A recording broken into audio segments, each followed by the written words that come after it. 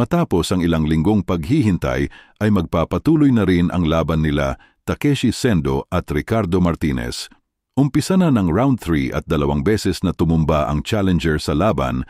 Ito ang realidad na hinaharap ni Sendo ngayon. Sino ang nag-aakalang ganito kalaki ang agwat nila sa isa't isa?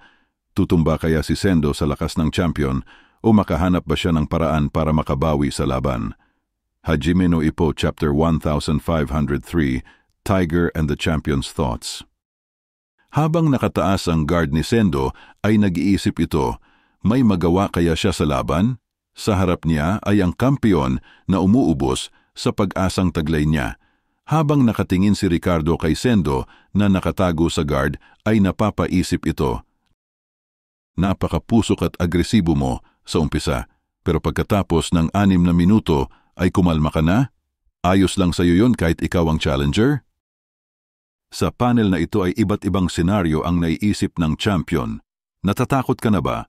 Nanghihina o di kaya nagpapa-recover sa pinsalang natamo mo?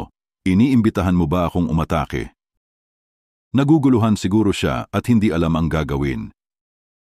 Meron akong 2 pagpipilian, hintayin mawala ang manhid sa aking kanang braso, pangalawa ay tapusin ang laban gamit lamang ang kaliwa. Pero medyo delikado yon. Iba't ibang senaryo ang iniisip ni Ricardo para tapusin ang laban pero ayaw niyang magpadalos-dalos. Nagdadalawang isip kung may lakas pa ba ang suntok ni Sendo. Matapos ang ilang segundo ay mukhang planado ni Ricardo ang kanyang susunod na gagawin. Napaisip si Sendo, ano kaya tinitignan ni Ricardo at anong iniisip niya? Dadalhin ko pa ang belt para kay Lola pero naguguluhan ako, di ko alam ang gagawin. Sinabi ni Sendo sa sarili niya, mukhang babagsak na ako bago pa man ako makagawa ng kahit ano.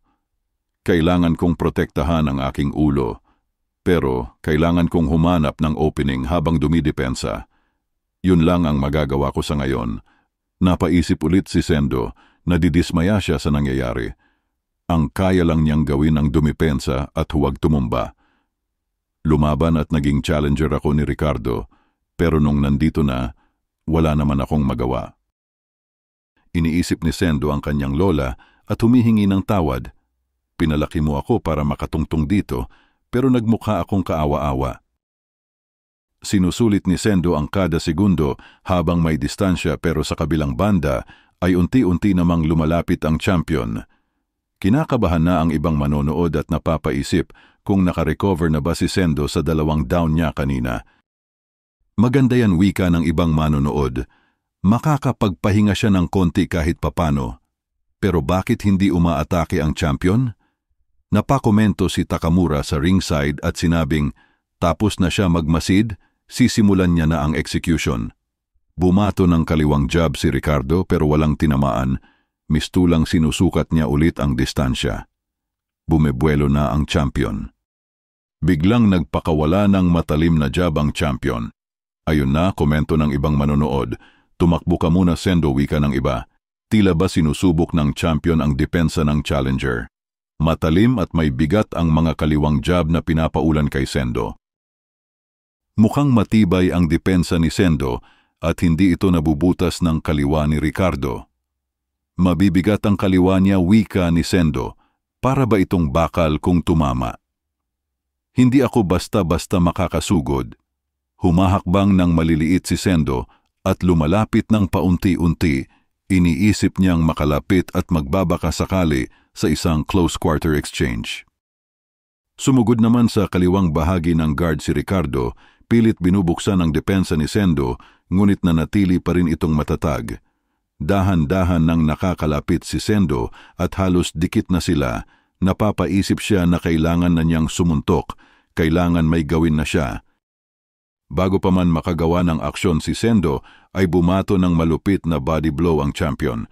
Sa pool ang tagiliran ni Sendo at namilipit, halos mailuwanan niya ang mouthpiece sa sakit.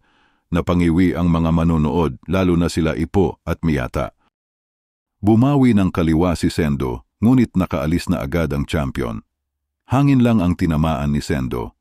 Napayuko at mukhang titiklop na si Sendo dahil sa body blow at mukhang napansin ito ng champion. Nabigla si Ricardo dahil mukhang titiklop na si Sendo kanina, ngunit pumorma ulit ito ng guard at nakatayo pa rin. Mahigpit niyang hinawakan ang sarili sa kanyang pwesto. Ano yan? Wika ng ibang mga manonood. Para siyang pagong, naging pagong na ba si Sendo? Natatakot na ba siya? Tanong pa ng iba. Nagkomento si Miyata sa laban, laging lamang ng isang hakbang si Ricardo. Ano sa tingin mo ang dapat niyang gawin?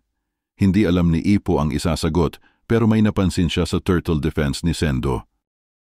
Napansin ni Ipo na hindi pa tuluyang sumusuko si Sendo sa laban, pilit niyang tinitiis ito. Pinagmamasdan siya ng champion, wika ng lead commentator. Naghahanap ng opening na sisira sa depensa ng challenger. Napaisip si Sendo, ang sakit nung tagiliran ko dahil sa body blow na yon. Kung nagpapatuloy yon, baka hindi na ako makagalaw. Hindi alam ni Sendo ang susunod niyang gagawin at humihingi ng pasensya sa kanyang lola dahil si Ricardo ay napakalakas. At dito na natatapos ang chapter, mga kaibigan.